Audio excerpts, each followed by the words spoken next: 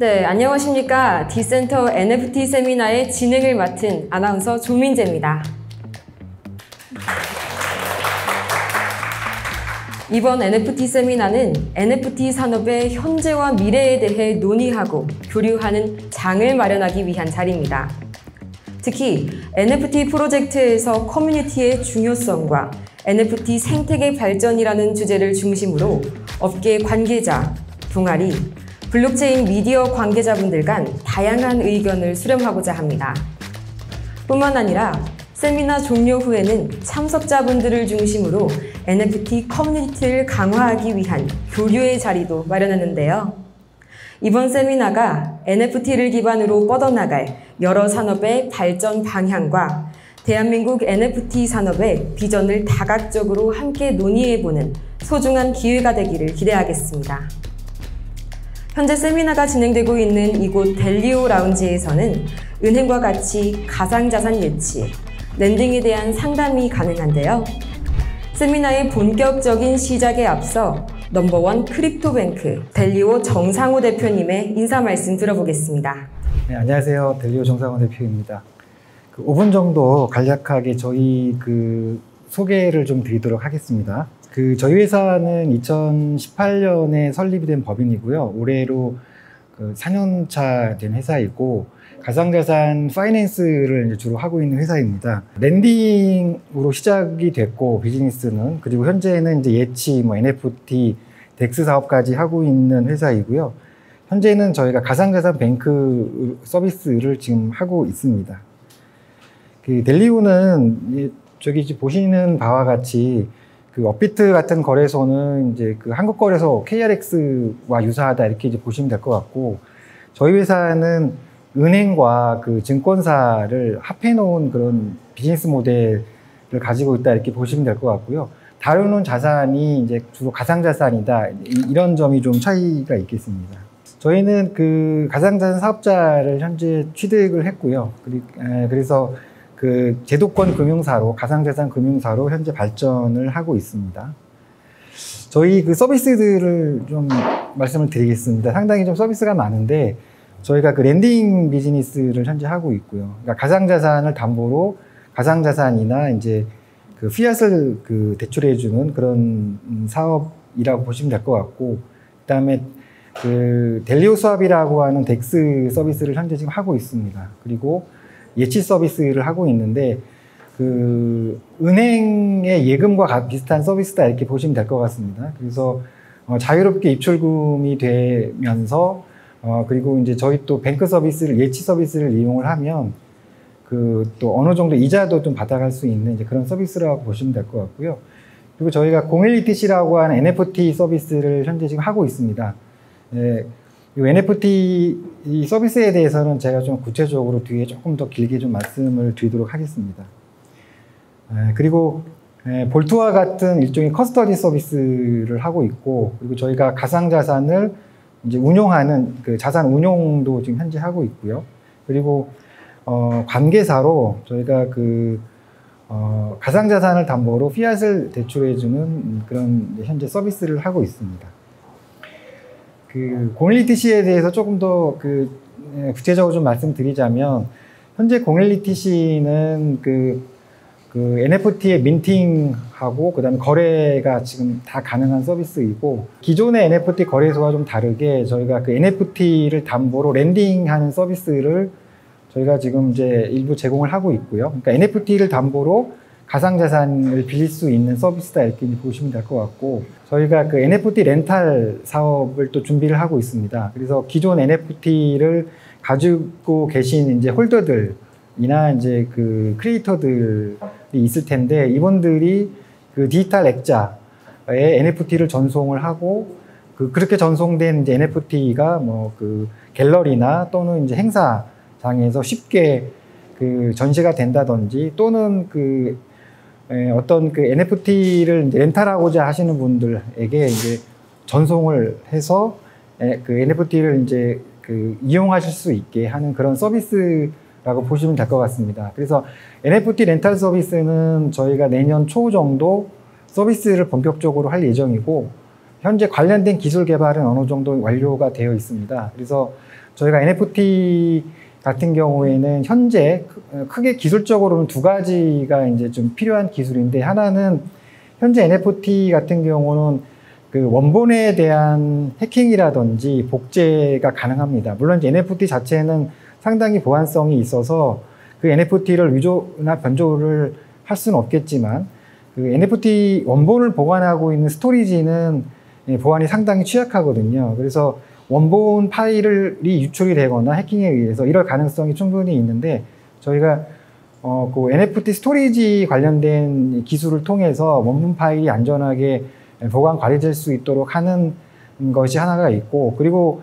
또 두 번째는 저희가 NFT를 렌탈할 때 가장 큰 문제가 뭐냐면, NFT를 빌려주는 건 쉽습니다. 왜냐하면 그 마치 가상자산을 전송하듯이 NFT 지갑에서 빌리시는 분들에게 전송을 해버리면 되는데, 다시 돌려받을 때 그 빌리신 분이 다시 그 소유자에게 전송을 해야 되잖아요. 그런데 저희가 개발한 기술은 전송할 필요 없이 NFT를 빌려드릴 때 그 만료 기간을 세팅을 할 수가 있습니다.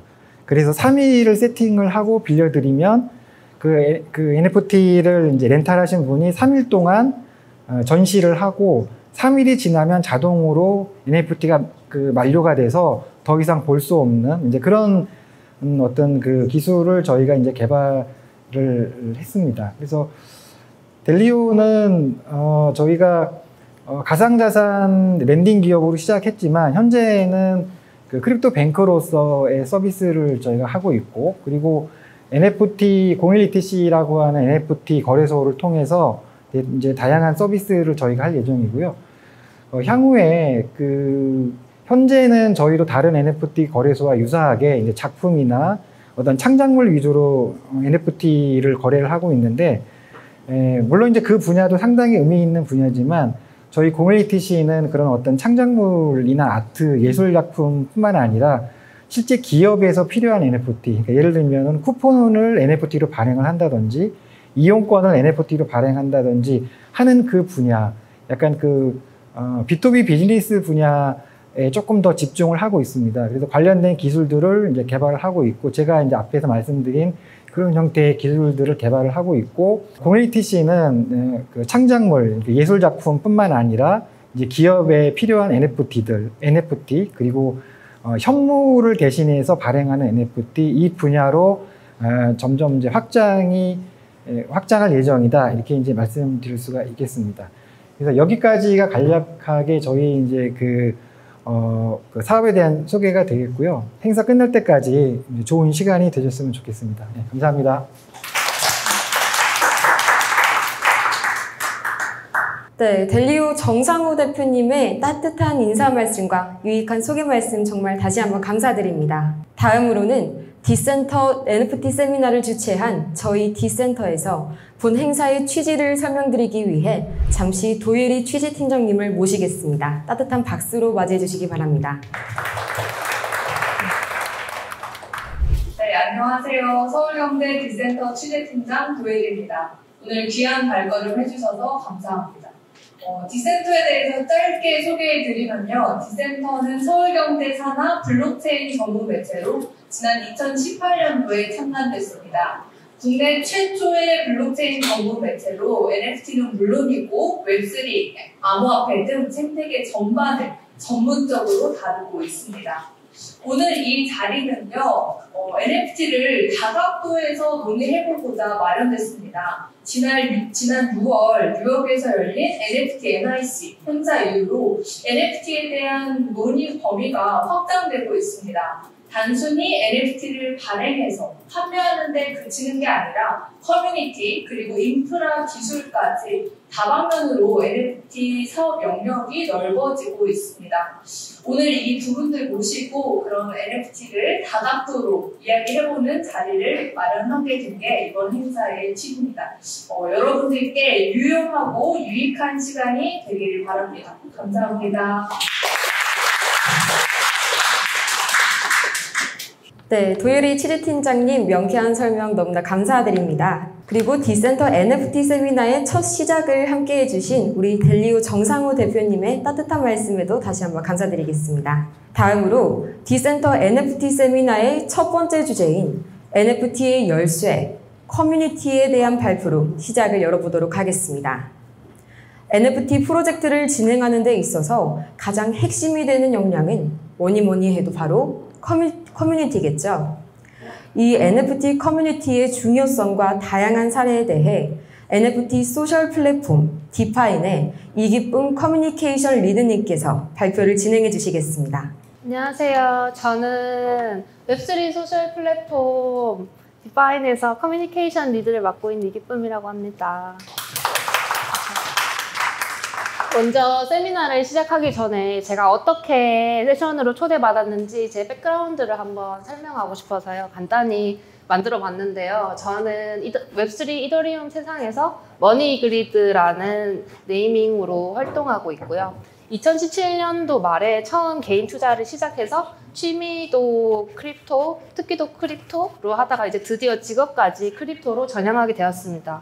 그래서 너무 감사하게도 제가 좋아하는 프로젝트인 디파인에서 커뮤니케이션 리드를 맡았고요. 그리고 또 구독자 8,000명 정도 되는 텔레그램 채널 머니그리드를 운영하면서 계속 이렇게 빠르게 변하는 가상자산 시장의 변화를 제가 직접 체감하고 투자도 하면서 굉장히 빠르게 따라가려고 노력을 하는 편입니다. 근데 그도 그럴 게 약간 여기 시장은 항상 미리 준비를 해둬야 되는 게 2017년도에 지금 거의 대장격 되는 NFT인 크립토펑크가 처음 만들어졌는데요. 이때만 하더라도 NFT는 보통 ERC721이라는 각종 트레이스를 나누고 그림을 넣을 수 있는 소스를 사용하는데 이때 당시만 하더라도 보통 우리가 생각하는 일반적인 코인인 ERC20이 대표적이었어요. 그럼에도 불구하고 그냥 폴펀으로 크립토펑크를 만든 거죠. 이 당시에는 수요가 되게 없었거든요. 그리고 마찬가지로 현재 가장 큰 NFT 마켓플레이스인 오픈시 같은 경우에도 17년도에 만들어졌지만 실제로 대중들에게 많이 알려지고 사용된 거는 2021년 초쯤부터였거든요. 그래서 이 프로젝트는 거의 한 4년에 걸친 크립토 윈터를 겪고 이제 2021년 NFT 붐을 제대로 탄 거죠. 우리가 소위 알고 있는 베이시, 문버드, 두들 같은 경우에도 다 작년에 만들어진 이제 겨우 갓 돌을 지난 프로젝트들이고요. 제가 오늘 커뮤니티를 주제로 하면서 소개시켜드리고 싶은 거는 막 아트블록 같은 아트나 사진 관련 NFT 프로젝트도 많지만 그보다는 우리가 흔히 NFT라고 하면 생각하는 PFP NFT 프로젝트를 위주로 소개해드리고 싶어요. 그도 그럴 게 작년에 NFT 붐이 시작됐지만 아무래도 웹2 기업 같은 경우에는 디시전 메이킹 하는 과정이 길어지다 보니 올 초에 굉장히 많이 유입됐다고 저는 느꼈거든요. 근데 그에 반해서 NFT 붐은 벌써 반년 동안 끝나고 이제 슬슬 윈터가 되고 있는데 이분들이 현재 굉장히 많이 들어와서 방황을 하고 계세요. 그래서 이런 NFT 호황이 끝난 장에서 어떻게 윈터를 버틸 건지 만약에 조금만 하고 엑시트를 할 거라면 상관은 없는데 저희는 그게 아니라 앞으로도 계속 이 크립토 마켓에서 함께 할 거잖아요. 그래서 그런 거를 한번 다 같이 생각해보고 혹시 질문이 있다면 좀 더 많은 논의를 나누는 장이 되었으면 좋겠습니다. 그래서 간단히 말씀드리자면 지금 유저 수가 굉장히 많이 줄었고요. 아마도 약간 붐을 타고 왔다가 떠난 일반인도 있고 이제 다시 자기가 하던 대로 돌아간 영역인 사람들도 있을 거고요. 대표적인 마켓플레이스인 오픈시 같은 경우에는 정말 대단했던 게 작년에 1년 안에 시리즈 투자를 총 3번 받았어요. 3월에 시리즈 A 받고 7월에 시리즈 B 받고 유니콘 기업이 된 다음에 올 초에는 이제 시리즈 C까지 받으면서 1년 내에 데카콘 기업이 되었거든요. 그럼에도 불구하고 너무 급상승한 만큼 이제 크립토 윈터를 대비해서 구조조정으로 대거 채용한 지 1년도 안 돼서 다시 인원 감축에 들어갔어요. 그런 오픈시가 거의 NFT 마켓의 흐름이라고 보여줄 수도 있죠. 그래서 저희가 오늘 같이 볼 거는 좀 커뮤니티 위주로 소개하려고 왔는데 그 전에 다른 형식인 베커형, 인플루언서형을 간단히 소개하고 크립토 커뮤니티형이 어떻게 장점이 됐는지를 보여드리려고 합니다. 그리고 이거는 정해진 게 아니라 제가 임의로 나눈 거니까 여기에 얽매이실 필요는 당근 없고요. 그래서 저는 성장 방식을 크게 3가지로 분류했는데요. 대표의 유명세로 직접 제작하는 베커형. 그러고 그러진 않았지만 이미 웹2나 웹3 산업에서 유명한 사람이 초기 발굴을 해서 프로젝트가 성장하는 데 도움을 주는 인플루언서형, 그리고 저희가 요즘 가장 주목하고 있는 다수의 투자자들과 팀의 노력으로 성장하게 돼서 자리 잡게 된 커뮤니티형이죠. 사실 커뮤니티형은 굉장히 많은데 저희가 알고 있는 거는 살아남은 커뮤니티형이거든요. 오늘날에도 많은 NFT 프로젝트들이 생기고 사라집니다. 근데 살아남은 애들은 과연 어떻게 살아남을 수 있을까? 어떻게 살아남았을까를 저희가 한번 같이 보면 좋을 것 같습니다. 먼저 간단하게 베커형에 관해서 예시를 설명드리자면 그 10KTF라는 메타버스 스타트업이 있었어요. 이 사람이 무라카미 타카시라는 일본의 유명한 팝 아티스트와 함께 클로넥스를 만들었는데 만들고 나서 얼마 안 돼서 10KTF가 나이키에 인수됩니다. 그래서 클로넥스는 더 많은 유명세를 탄 거죠. 왜냐하면 NFT를 모르는 사람이 있어도 이 당시에 나이키를 모르는 사람은 없잖아요. 그래서 나이키가 이렇게 사가준 거니까 뭔가가 있을 거다라고 굉장히 쉽게 성장을 했고, 마찬가지로 프루프와 문벌드도 웹2에 있는 이미 성공한 유명 창업가인 케빈 로즈가 나는 웹3에서 이런 완전 훌륭한 멤버십을 만들 거야, 이렇게 프루프를 처음 만들었었거든요. 이 사람들은 웹2의 기본 소비층들이 먼저 반응한 케이스죠. 그래서 아티스트도 자기가 직접 들어와서 자기 프로젝트를 만들기로도 했는데요. 데미안 허스트를 보면 영국의 대표적인 현대 미술가입니다. 이 사람은 2016년도부터 자기가 맨날 점을 찍었어요. 5년 동안. 그래가지고 총 1만 개의 작품을 수기로 만든 거예요. 이거를 근데 NFT로 만들겠다. NFT로 만들어서 너희가 계속 NFT로 갖고 있으면 내가 이 실물을 소각을 할게. 아니면 실물을 수령해라. 이런 식으로 2000USD에 판매를 했었었는데요. 실제 거래가 잘 될 때를 보면 거의 8에서 12더리움 정도로. 근데 이것도 정말 무지한 사람 말고 웹2를 통해서 데미안 허스트에 대한 사전 지식을 알고 그래서 이 사람이 만들었구나 하고 조인한 사람만 이런 이익을 낼 수 있었겠죠. 그리고 무라카미 타카시 같은 것도 마찬가지인데요. 이 사람도 일본에서 워낙 유명한 팝 아티스트다 보니까 처음에 클로넥스가 만들어질 때부터 무라카미에 대한 니즈가 존재했었어요. 이런 사람들은 초반에 NFT 마켓에서 자리 잡기가 정말 쉽습니다. 그렇지만 반면교사로 단점도 있는데요. 그거는 좀 이따가 말씀드릴게요. 그리고 인플루언서형은 프로젝트를 본인이 만들었진 않았지만 초반에 프로젝트를 발굴해주고 홍보하기도 해요. 그래서 보통 투자자들이 생각을 하는 게 내가 생각하기에 이 사람은 정말 잘난 것 같은데 얘가 이걸 샀네? 그러면 이 사람은 프로젝트에 뭔가를 알고 있지 않을까 하는 기대감. 그리고 얘가 샀으니까 이 프로젝트는 괜찮은 프로젝트가 아닐까? 사실 본인이 해야 될 몫인데 그거를 인플루언서한테 권한을 준 거죠. 그리고 그 사람이 사니까 따라 하고요.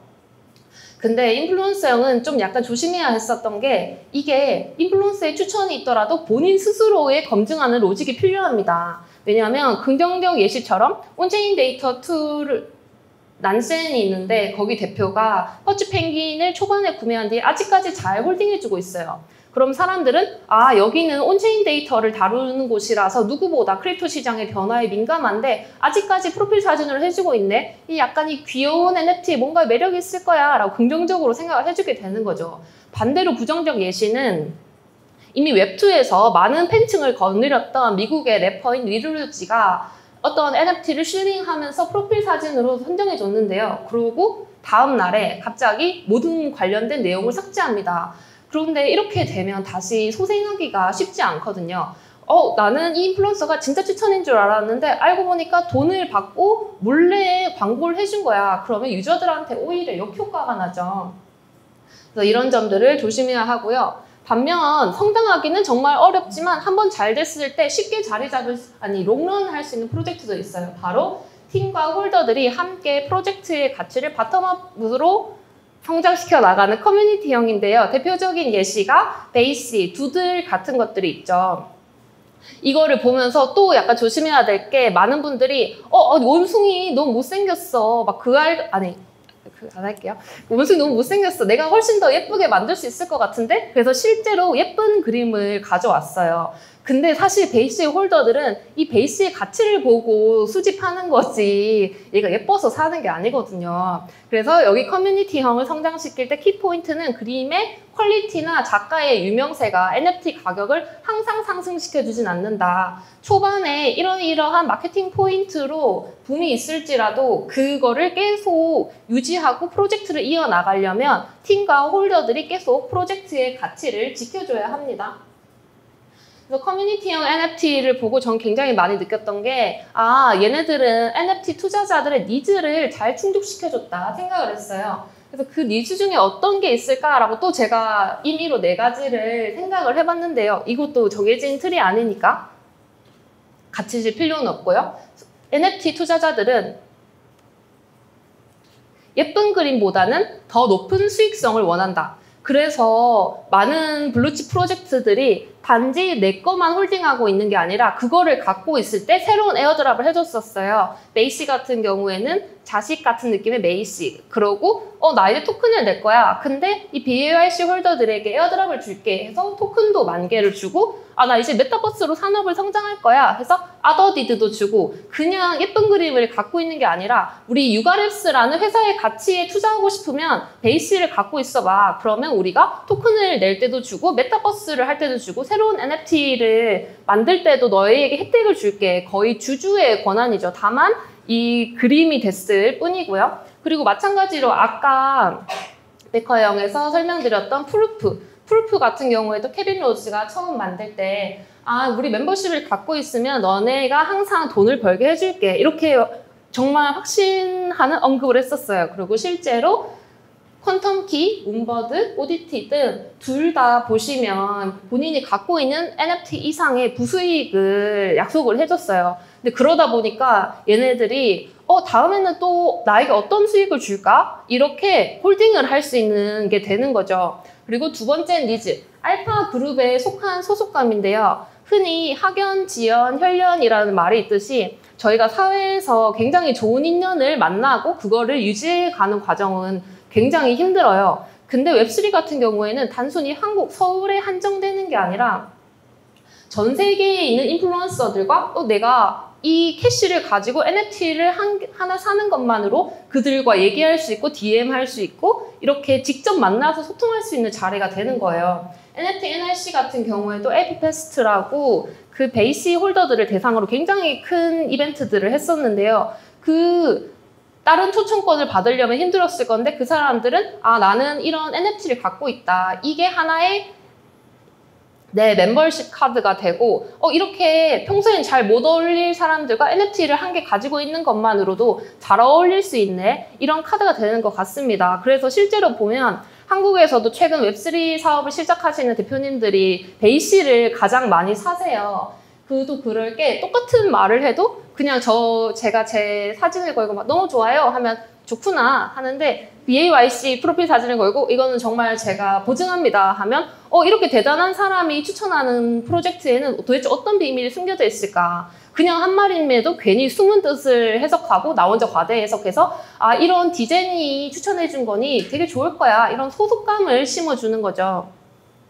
그리고 세 번째가 사이버 공간에서의 자아에 저는 주목을 했었는데요. 물론 저뿐만 아니라 많은 NFT 커뮤니티형 프로젝트가요. 실제 세상에서는 저희가 비싼 차를 산다든지 아니면 비싼 시계를 산다든지 하는 식으로 인스타그램이나 SNS 그리고 실제 만남에서 내가 어떤 사람인지를 물건으로 대신 보여줄 수가 있잖아요. 근데 사이버 공간에서는 모두가 똑같은 플랫폼에 똑같은 닉네임을 가지고 있기 때문에 나의 자아를 나타낼 수 있는 기회가 되게 적어요. 그런데 내가 이런 NFT를 가지고 있다. 그러면 어때요? 나는 이런 블루칩 홀더니까 나는 뭔가 달라 하는 이런 자신감을 심어주는 거죠. 그리고 이런 차나 시계 같은 거는 할부나 대출이 되는데 NFT는 사려면 무조건 대부분이 다 캐시로만 사요. 그러다 보니까 같은 돈이어도 얘가 할부가 아닌 일시불이어서 또 그런 가치가 다르다라는 말 하고 싶었는데 제가 촬영 중이라 이렇게 준비해온 말 다 해도 될지 모르겠습니다. 이제 다른 얘기는 안 할게요. 그리고 네 번째, 내가 팔고 싶을 때 언제든지 사줄 사람. 그도 그럴 게 이거는 그냥 크립토 마켓의 호가창고와는 달리 내가 갖고 있는 이 귀여운 NFT를 사줄 딱 한 명이 필요해요. 예를 들어서 제가 모자를 쓰고 있는 걸 팔고 싶은데 사는 애가 나는 모자 말고 뿔 달려있는 애를 사고 싶어. 그럼 우리 둘의 거래는 성사되지 않는 거죠.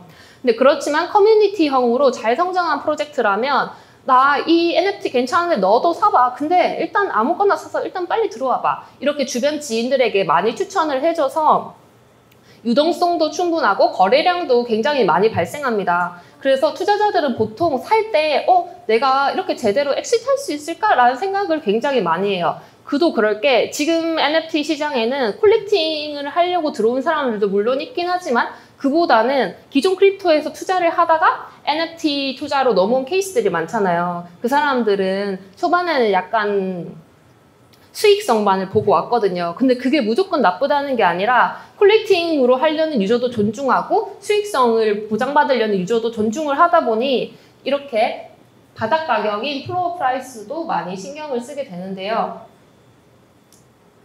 다른 인플루언서와 베커형은 약간 한 명에게 프로젝트의 명운이 달려있다 보니 이 사람이 뭔가를 잘못하거나 변심을 했다, 회사를 떠난다 하면 프로젝트가 금방 쉽게 무너져요. 그리고 NFT 프로젝트는 굉장히 많은 웹2 기업들이 새롭게 조인하려고 하고 기존에 존재하는 것도 소비에 비해 공급이 매우 많기 때문에 한번 무너진 프로젝트가 다시 살아나기는 굉장히 어렵거든요.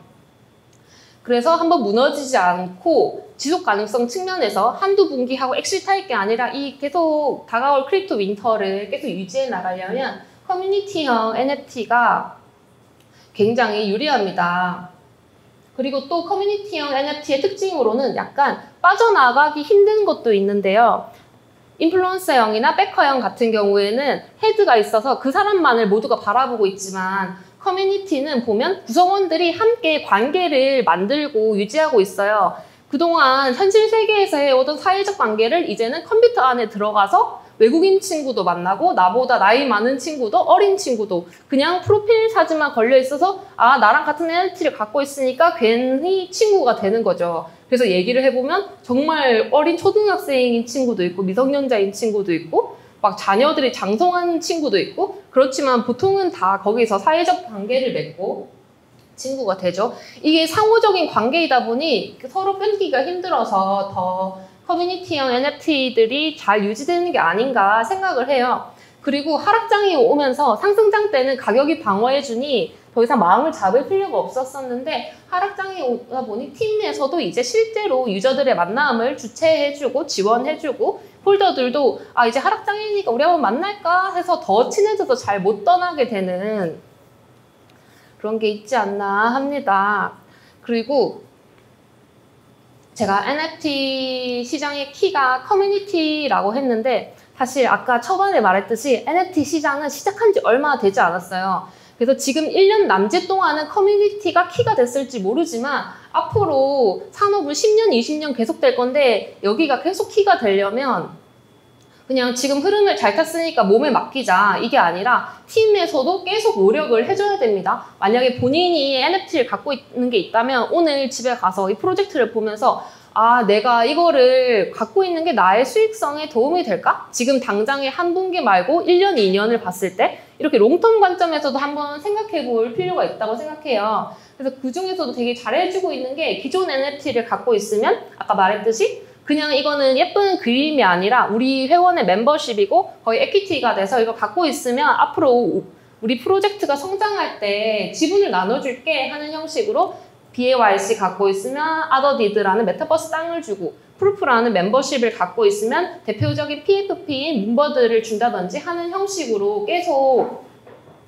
커뮤니티형 NFT도 살아남을 준비를 하고 있고요. 이렇게 황금알을 낳는 거위 역할을 하면서 지금 당장은 가격이 떨어지더라도 심리적 안정감을 제공해 주는 거죠. 근데 사실 이러한 노력보다 가장 중요한 거는 세계 증시의 매크로라고 생각하는데요. NFT만 좀 동떨어지지만 아무리 이게 정말 좋고 가치 있더라도 사실 유동성이 많을 때 장사가 더 잘 되는 거고 더 안 좋으면 아무리 내가 노력을 하더라도 어느 정도의 운이 필요합니다. 그래서 보시면 오픈시에 달별 볼륨은 계속 떨어지고 있어요. 저희가 갖고 있는 NFT가 잘 안 된다 하는 게 나의 잘못이 아니라 내가 선택한 초이스의 잘못이 아니라 그냥 세계 전반적인 경제가 안 좋아지기 때문에 어쩔 수 없는 노릇이죠.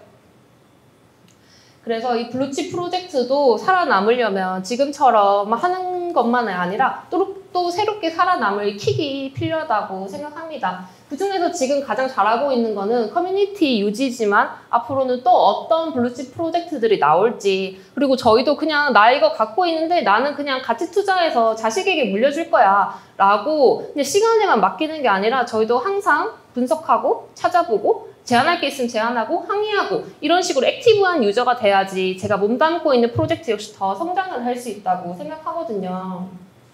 마치면서 NFT가 성공할 때는 커뮤니티가 중요하고 현재 지속 가능한 포인트 중에는 커뮤니티 유지가 중요하지만 먼저 집에 가서 본인의 NFT도 생각해보고 제안할 거 있으면 제안하고 많이 더 나아가야 된다 생각합니다. 저도 많은 현장에 다니면서 살펴보고 또 말씀드릴게요.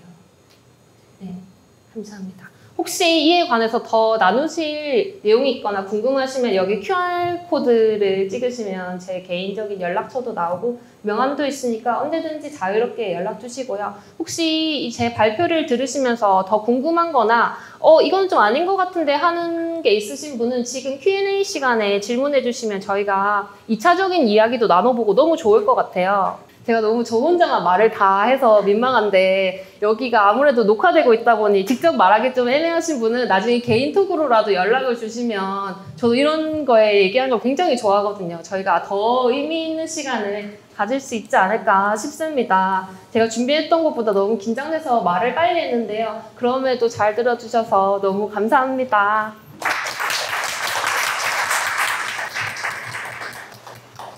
네, 이기쁨 리드님께서 커뮤니티형 NFT의 특징에 대해서 정말 명쾌하게 설명을 해주셨는데요. 특히 이 지속 가능한 포인트라는 점이 이 커뮤니티형 NFT의 가장 큰 매력이 아닐까 싶습니다. 네, 다음으로 디센터 NFT 세미나 두 번째 주제 발표를 시작하겠습니다. NFT 생태계 어디까지? 라는 주제로 NFT를 발행하고 거래하는 데서 나아가 NFT 비즈니스 확장에 필요한 기술과 실제 사례에 대해 AI 네트워크 방수용 이사님께서 발표 진행해 주시겠습니다. 네, 안녕하세요. 저는 커먼 컴퓨터라는 회사에서 이제 사업을 맡고 있는 방수용이라고 하고요. 저희 커먼 컴퓨터는 5년 차 된 이제 스타트업인데 AI 네트워크라는 이제 블록체인 기술을 창업 때부터 이제 개발해 왔습니다. 그래서 작년 연말에 이제 메인넷을 성공적으로 런칭하고 저희 메인넷을 바탕으로 이제 다양한 AI와 NFT가 접목된 그런 프로젝트들, 활동들을 하고 있어요. 그래서 오늘 제가 말씀드리고자 한 거는 결국 오늘의 주제는 NFT고, 그리고 저희가 웹3, 메타버스 이런 얘기를 하면서 이제 웹상에서의 이제 디지털 띵스라고 하는 그런 사물들의 뭔가 소유권이나 내가 기여한 거에 대한 밸류나 이런 거를 증명하기 위한 기술로서 이제 NFT라는 기술은 이제 계속 활용이 될 것 같습니다. 그러면서 현재까지는 대부분의 NFT들이 아직은 대부분 수집품이나 예술이거나 아닌 멤버십 정도의 그런 고정된 형태의 이미지나 영상으로 존재하고 있어요. 근데 저희가 상상 속의 메타버스를 생각해 보게 되면 그 안에서 나의 아바타도 있을 수 있고 아이템도 있을 수 있고 한데 어떻게 보면 싸이월드처럼 내 아바타가 계속 변하길 원하고 나의 아이덴티티를 표현하고 싶고 그런 니즈들이 생길 거거든요. 그럼 결국 NFT가 지금처럼 고정된 게 아니라 이제 새롭게 등장하는 수많은 AI들을 결합해서 목소리를 싣거나 아니면 모션을 창작하거나 표정을 넣거나 그런 나만의 데이터로 아이덴티티를 붙여가고 싶은 그런 니즈들이 많이 생길 거라고 생각을 합니다. 그래서 그런 거 저변에 깔린 어떤 그런 업계의 트렌드와 그리고 시도되는 다양한 프로젝트들에 대해서 좀 말씀드려 볼게요. 먼저 이제 저희가 NFT를 얘기할 때는 이제 웹3를 얘기하고 결국 다 아시겠지만 웹의 진화에 대해서 얘기를 하죠. 그래서 처음에는 이제 웹 1.0은 www 해서 월드와이드 웹이라는 표준이 생기면서 어떻게 보면 인터넷상에서 이제 디지털 컨텐츠를 이제 공유하고 소비할 수 있는 그런 세상이 시작됐어요. 근데 저 때는 아시겠지만 대부분 공급자와 소비자의 일방향적인 소통이었다면 이제 웹 2.0 시대로 오면서 그런 www 표준 하에서 페이스북이나 유튜브 같은 그런 플랫폼 서비스들이 생기면서 더 이상 공급자와 소비자가 일방향으로 소통하는 게 아니라 어떤 컨텐츠에 대해서 댓글도 달고 또 나의 의견도 내고 재창작하고 하면서 쌍방향의 그런 컨텐츠 창작과 소통이 가능한 그런 시대로까지 진화를 했습니다. 하지만 웹 2.0도 역시 중앙화된 이제 플랫폼 방식이기 때문에 어떻게 보면 내가 창작한 그런 컨텐츠들에 대한 수익을 대부분을 그 플랫폼을 제공하는 공급자가 이제 가져가게 되는 거고요. 결국 저희가 이제 웹 3.0을 외치면서 기대하는 것들은 탈중앙화된 이제 세상 속에서 내가 기여한 컨텐츠나 그거에 대한 소유권을 증명하고 내가 거기에 기여한 것에 대해서 어떤 보상이 따라오면서 플랫폼 공급자가 수익을 갖는 것이 아니라 이제 내가 기여한 거에 대해서는 모두 보상을 동일하게 받을 수 있는 그런 이제 시대를 얘기하는데요. 이게 이제 웹 3.0에서 가능한 거는 기존의 이제 인터넷이라는 것은 어떻게 보면 그 HTTP라고 해서 그 텍스트 기반의 문서만 공유할 수 있고 상태 변화 같은 거를 저장할 수는 없었어요. 근데 블록체인 그 비트코인이라는 게 나오면서 어떤 그 거래에 대한 상태 변화를 저장해서 밸류가 어디서 어디로 이동했는지 누가 그걸 보냈는지에 대한 그런 상태 변화도 인터넷에 기록할 수 있는 기술이 됐었고요. 그리고 이더리움이라는 게 나오면서 이제 스마트 컨트랙트라고 해서 그런 금융거래나 다양한 금융 서비스들이 웹상에서 연결되면서 기존과 다르게 그런 무수한 변화들과 프로그램들을 계속 기록하고 연결할 수 있는 그런 단서가 됐습니다. 그러면서 저희가 생각했던 거는 기존의 이제 블록체인들은 대부분 금융거래나 계약에 집중되어 있기 때문에 그런 보안성이 중요해서 굉장히 무겁고 오래 걸려요. 근데 앞으로는 이런 라이브 프로그램들이 연결될 수 있는 웹 3.0 시대가 오게 되면 이제 AI를 구성하는 거대한 모델들이나 아니면 그 모델을 튜닝하는 데 쓰이는 이제 거대한 데이터셋이나 이런 것들을 연결하고 감당할 수 있는 프로토콜이 필요할 거라고 생각했고, 그래서 저희가 이제 AI 네트워크라는 그런 그 자체 블록체인을 개발하게 됐습니다. 그래서 이런 웹의 진화와 함께 저희가 이제 같이 보고 있는 거는 이제 소프트웨어의 또 진화인데요. 소프트웨어는 간단하게 1.0이랑 2.0으로 나눌 수 있어요. 그래서 1.0이라고 하면 AI 관점에서 좀 쉽게 말씀드리면 기존의 이제 그런 모델들, 인공지능은 과거에는 그 소수의 뭐 천재의 개발자나 아니면 어떤 되게 똑똑한 팀들이 나만의 그런 알고리즘을 디자인해서 되게 놀랄만한 AI를 만들었다면, 이제 2.0 시대는 뭐냐면은 사람이 코드를 쓰는 게 아니라 이제 무수한 데이터를 바탕으로 그걸 딥러닝 방식이나 이렇게 컴퓨터한테 분석을 요구하면 컴퓨터가 그거에 최적화된 모델을 직접 코딩해서 만들어내는, 그러니까 1.0은 사람에 의해서 AI가 나오게 됐다면 2.0 시대는 이제 컴퓨터가 AI를 재창작하는 그런 시대인 거죠. 그래서 보시면은 최근에는 IoT 기술 같은 게 개발되면서 무수한 데이터셋들이 이제 저장되고 있습니다. 그래서 다른 리서치를 보게 되면 이미 저희가 뭐 다양한 클라우드 공급사가 있지만 세상에 누적되고 있는 데이터셋 대비 그거를 처리할 수 있는 데이터 센터는 되게 부족한 상태예요. 그만큼 굉장히 많은 데이터가 기록되고 있고, 그래서 그런 수많은 데이터를 바탕으로 컴퓨터한테 딥러닝 방식으로 이제 트레이닝 시키게 되면 최근에 이제 보시게 되는 다양한 그런 엄청난 성능의 AI들이 컴퓨터에서 제작돼서 창작되게 됩니다. 그래서 앞으로는 이 데이터가 쌓이는 만큼 컴퓨터에 의해서 창작되는 AI들이 무수하게 나타날 거고, 그 성능은 기존에 이제 사람이 만들어내는 것보다 더 대단하게 될 거다. 이런 또 변화의 포인트를 좀 보시면 좋을 것 같습니다. 그래서 좀 더 이해가 쉽게 현재 그런 최신 AI 모델들이 메타버스에서 어떤 역할을 할 수 있냐, 이런 측면에서 좀 정보를 드리면, 이제 들어보실 수도 있겠지만 GPT-3라는 자연어 처리 모델이 있고요. 또 달리2라고 이런 그림을 그려주는 모델들이 있어요. 그래서 GPT-3 같은 경우에는 보시게 되면 여기서 이제 사람이 VR 기기를 켜고 보고 있는데, 보고 있는 것들이 다 NPC들입니다.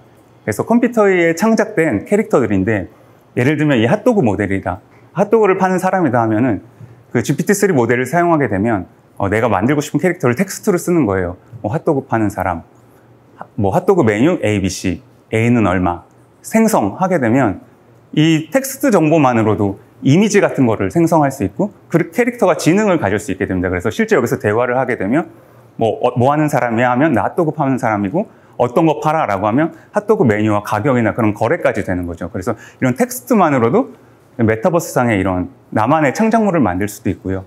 그것과 이제 연계된 기술로는 이제 달리 같은 건데, 이런 것도 컴퓨터가 그린 그림이에요. 근데 사람이 한 건 뭐냐면 하얀 말을 탄 우주인?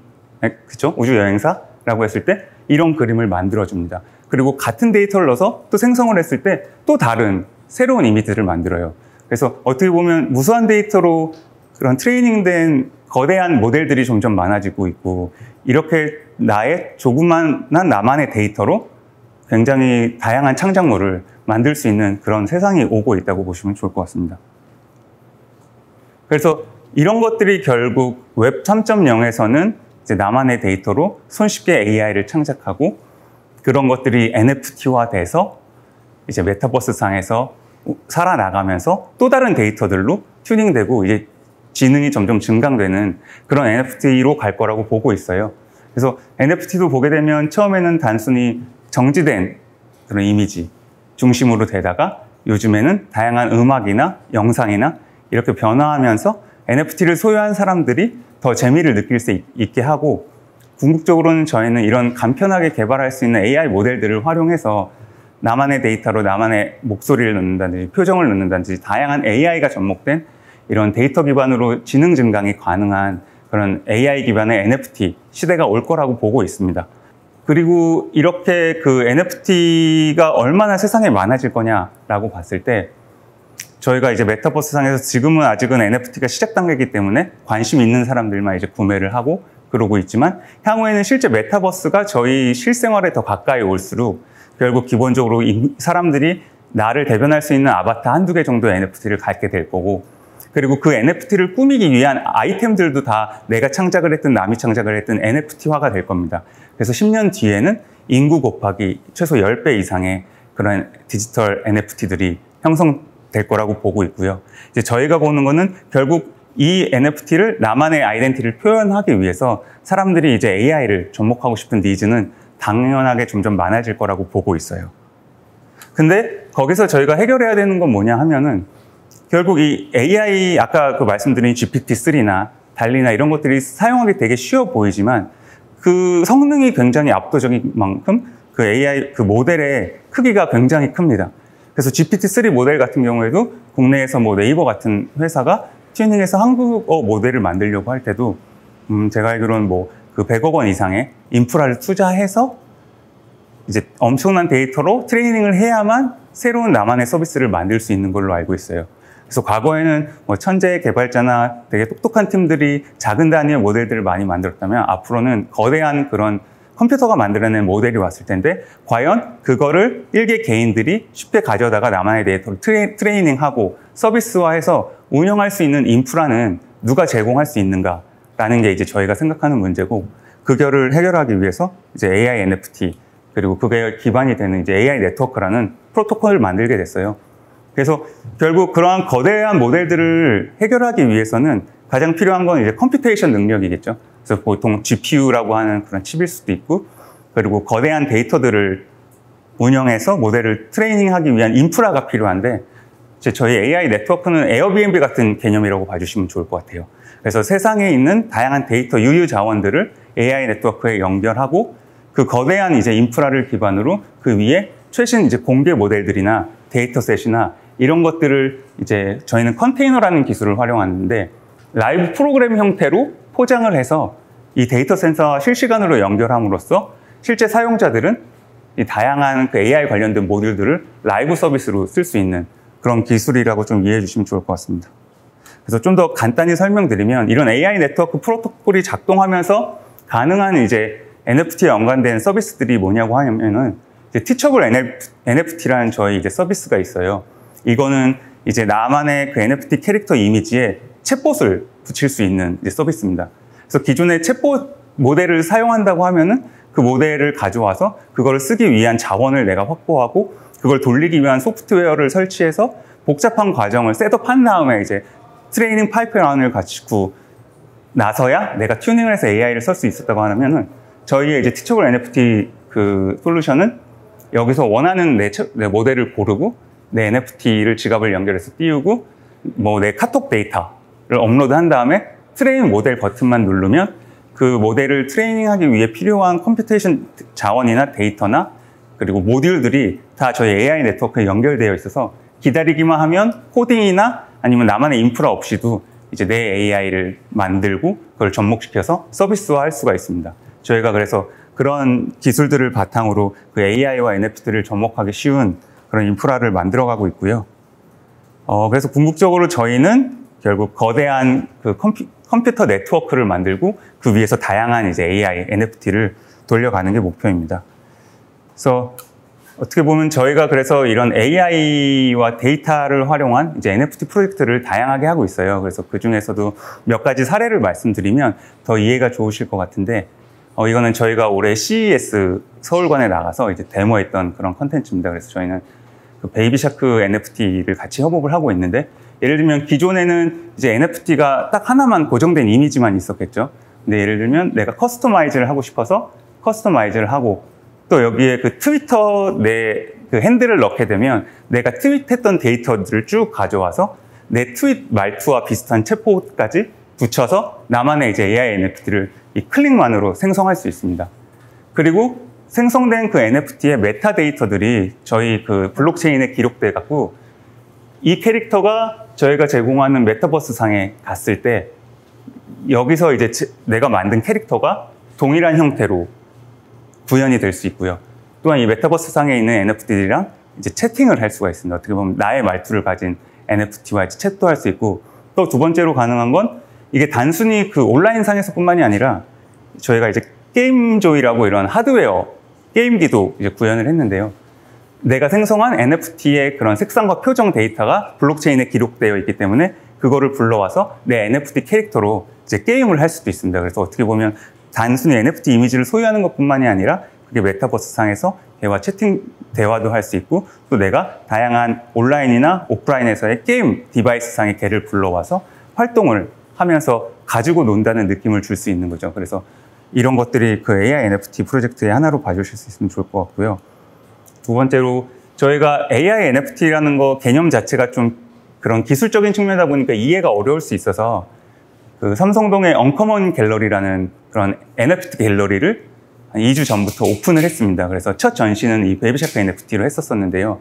그래서 저희가 생각하는 그 나만의 데이터 기반의 이제 NFT와 상호작용이 뭐라고 할 수 있냐면, 우선 저희 입구에 가면 그 메타마스크 지갑 QR을 찍게 되면 바로 그 인식만으로 그 웰컴 NFT를 드롭 받을 수 있습니다.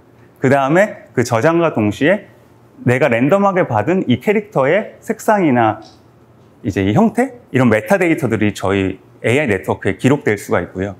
그래서 다음번에 다시 그 사람이 이제 자기 지갑을 갖고 QR을 인식했을 때, 아, NFT 홀더구나 하면서 홀더 인증도 가능하고, 두 번째로 다른 공간에 가면 큰 LED 이런 화면이 있는데 다시 내 메타마스크 QR 지갑을 인증하게 되면 내가 가진 NFT 이미지가 뜨면서 여기에 관련된 메타데이터들이 저희 블록체인에 기록되어 있기 때문에 그런 것들을 불러와서 이 디스플레이 화면이 얘의 색상과 동일한 그런 형태로 쫙 변화하게 됩니다.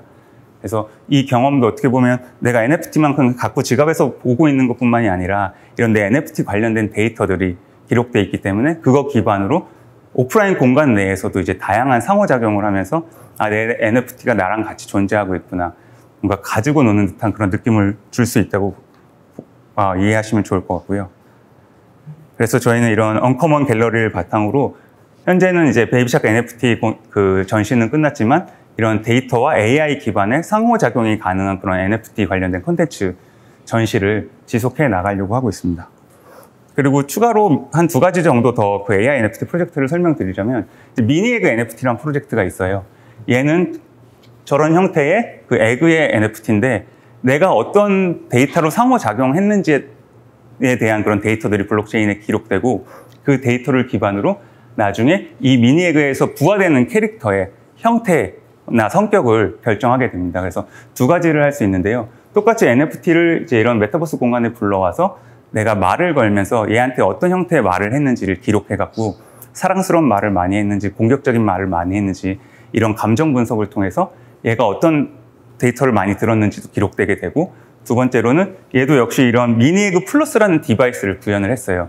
그래서 내 NFT를 블록체인에 기록된 데이터 바탕으로 여기에 불러올 수 있고 여기서 자장가를 들려주거나 아니면 다마고치처럼 뭐 하트를 몇 번 먹인다든지 그런 얘한테 얼마나 노력을 들였는지에 대한 그런 활동 데이터도 다 블록체인에 기록되게 됩니다.